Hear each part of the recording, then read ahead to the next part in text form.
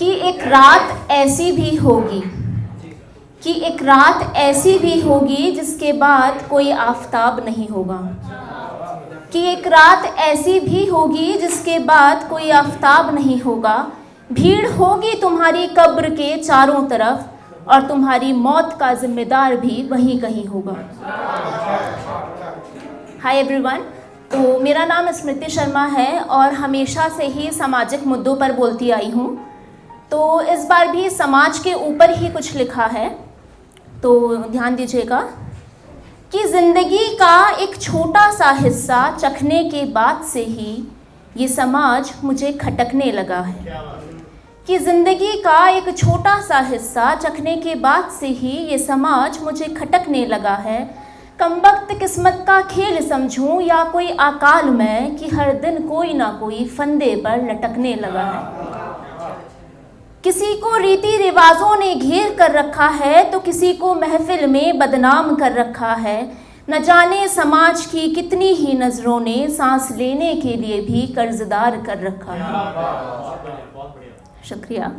विधवा को श्वेत का पहरेदार कर रखा है, विधवा को श्वेत का पहरेदार कर रखा है, तो सुहागन को सिंदूर का हकदार कर रखा है।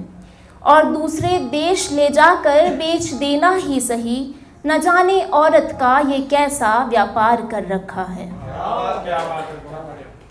गांव की पहचान सूट सलवार कर रखा है, तो शहर की पहचान जीन्स टॉप कर रखा है। गांव की पहचान सूट सलवार कर रखा है, तो शहर की पहचान जीन्स टॉप कर रखा है। एक कपड़ा, एक सिलाई और एक कैंची ने समाज की नज़रों में चरित्र का निर्माण कर रखा है। शुक्रिया। आदमी का काम करना जिम्मेदारी समझ रखा है, तो औरत का काम करना मजबूरी समझ रखा है। आदमी का काम करना जिम्मेदारी समझ रखा है, तो औरत का काम करना मजबूरी समझ रखा है। न जाने क्यों इस समाज ने कला को एक कठपुतली समझ रखा है, कि मर्द का हाथ उठाना मामूली समझ रखा है और औरत से मार खाना शर्मिंदगी समझ रखा है। कि मर्द का हाथ उठाना मामूली समझ रखा है और औरत से मार खाना शर्मिंदगी समझ रखा है। वो आवाज़ उठाए भी तो उठाए कैसे, फिजूल नियमों ने उसे कैदी समझ रखा है।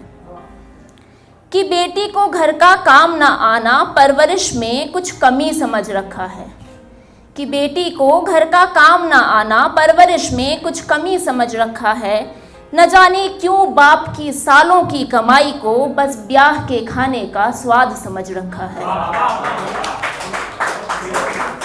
शुक्रिया।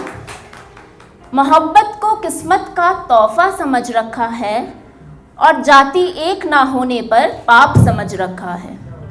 मोहब्बत को किस्मत का तोहफा समझ रखा है और जाति एक ना होने पर पाप समझ रखा है। कुंडलियों को मिलाने के चक्कर में न जाने कोहिनूर को भी कोयले की खान समझ रखा है। मैंने सवालों का बक्सा बंद करके रखा है, मैंने सवालों का बक्सा बंद करके रखा है। मैंने जवाबों के लिए झोला फैला करके रखा है। बस मैं बक्सा खोलूं तो खोलूं कैसे, मुझे समाज की सोच ने दफन करके रखा। शुक्रिया। तो एक और कुछ लिखा है। मैं एक भारतीय नारी और मेरी इज्जत का फलूदा बनाने की तुम्हारी जिम्मेदारी। तो बात कुछ ऐसी है कि तुम्हारी सोच अब भी वैसी है। मेरी स्कर्ट की लेंथ से मेरा कैरेक्टर डिसाइड कर लेते हो। मुझे बैकलेस ड्रेस में देखकर मुझ पे अलग अलग तरह के टैग चिपका देते हो।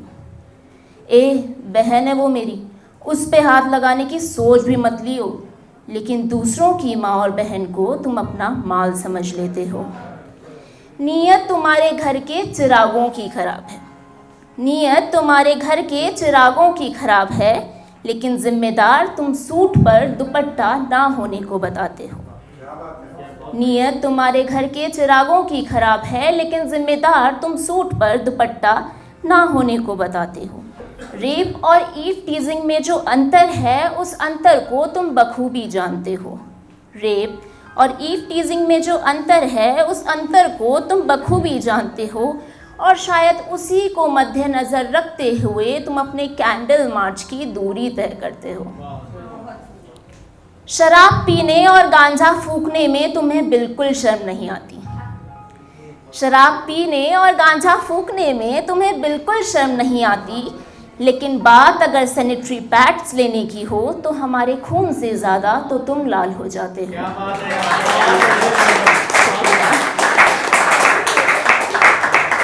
7 जन्मों तक तुम्हारा साथ दूंगा, दुनिया की सारी खुशियाँ तुम्हें ला कर दूंगा, चांद तारे सब तोड़ दूंगा, लेकिन बेटी पैदा होने पर तुम्हें फेंक दूंगा।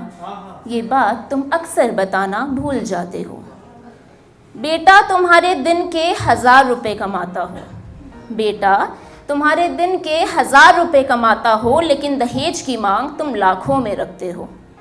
बेटा तुम्हारे दिन के 1000 रुपये कमाता हो, लेकिन दहेज की मांग तुम लाखों में रखते हो और किसी दूसरे घर की बेटी को अपने घर की बेटी बनाने की बजाय तुम उसके साथ आए सोने पर नज़र रखते हो। शुक्रिया।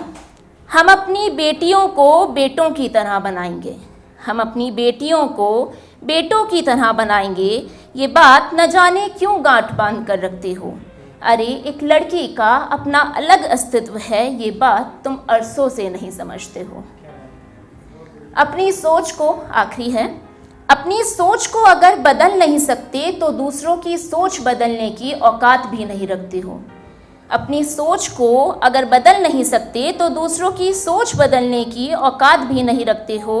और अगर किसी की बेटी, माफ़ करिएगा, अगर किसी की बेटी तुम्हें अपने बाप का माल नज़र आती है तो जाकर अपने पिताश्री की विल पावर चेक कर सकते हो।